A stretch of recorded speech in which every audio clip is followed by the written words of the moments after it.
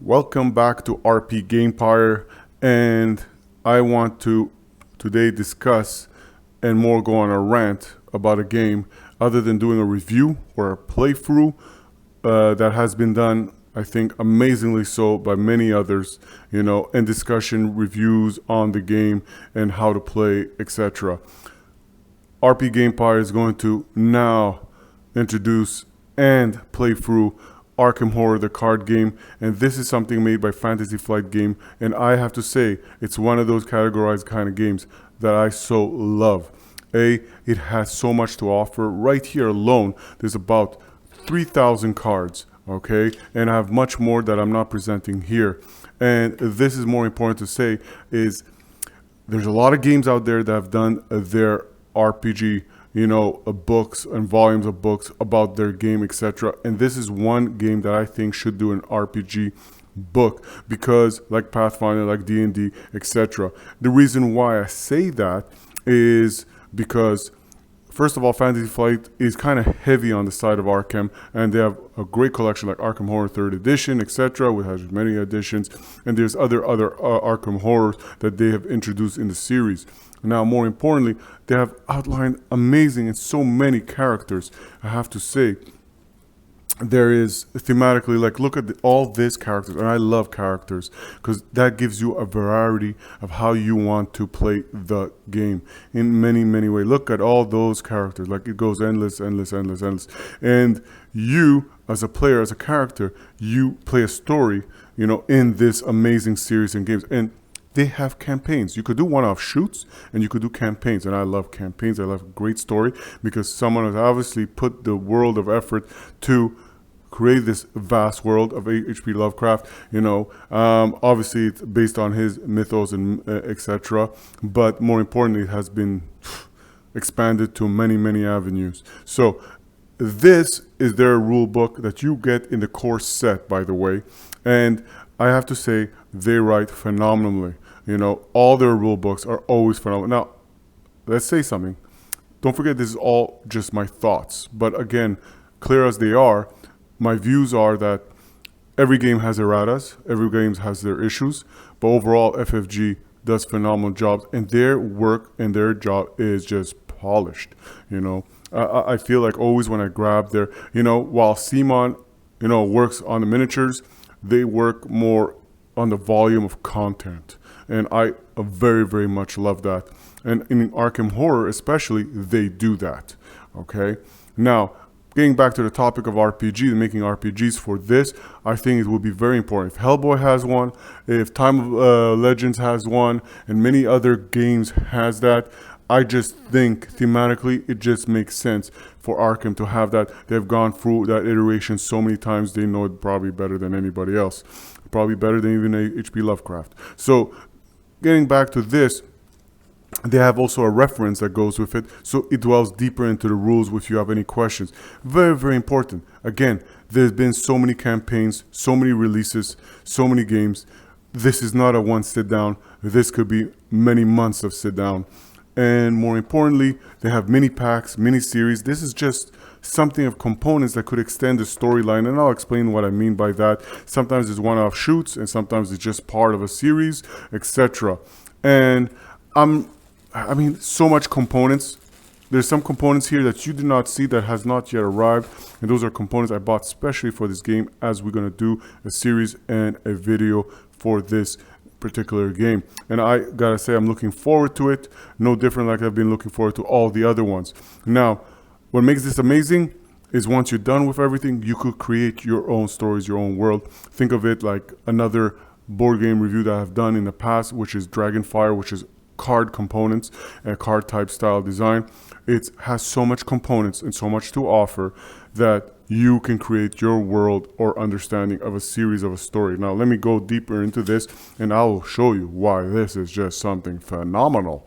So, if you look at this, there is already, by the way, 6 sets in the series. When I say 6 sets, those are 6 big sized boxes, you know what I mean? And they're about this size of boxes, you know? And they're about this height of kind of width of a size of box.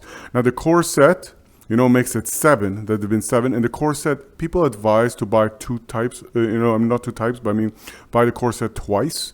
And it does make sense, practical sense, especially if you're going to go deep into this game. I think you should. Now let me explain why. It's because the core set only offers in reality for 2 investigators to go adventure into the haunted wherever they're going to do, which is, I think the first quest is, as it says here, the Night of the Zealot. So they can venture. Now obviously in the core set they give you more than 2 characters, 2 investigators I should say. So if you buy the second core set, you can create and give the opportunity to the characters to have more than a single cards or certain cards that you want to have much more, and you might want 2 investigators to have a particular card themselves. You are limited to investigators having only 2 of the particular card. So that's very, very important. So if you give it to one investigator, obviously the other one won't have it. So that's something very important to note. So having all that, I just want to say something that's very, very important. So if you see the first cycle, or you could say set, that was released was the Dunwich Legacy, okay? The Dunwich Legacy had its own kind of core set kind of box. Obviously, you need the core set, but it had its own box kind of core set. Now, once having that, it had 6 Mythos packs that extend the storyline. So if you did this campaign, it kind of dragged on, okay? So, and that's beautiful. And what makes this even more phenomenal, if you go, and then, by the way, this document, I got it from Board Game Geek. I printed it out. One of the users there pretty much linked me this, and this is a phenomenal document. And what I want to present to you is, if you could bear with me, is look at this. Then there is the Return to the Dunwich Legacy, which just kind of extends the scenarios, extends the storyline. So just imagine what I'm trying to make you understand is that the Dunwich Legacy, you play this story, you start it, and then you can extend it with all this series, and then on top of it, you have this. So I'm just saying, and also the first one from the core set also has that.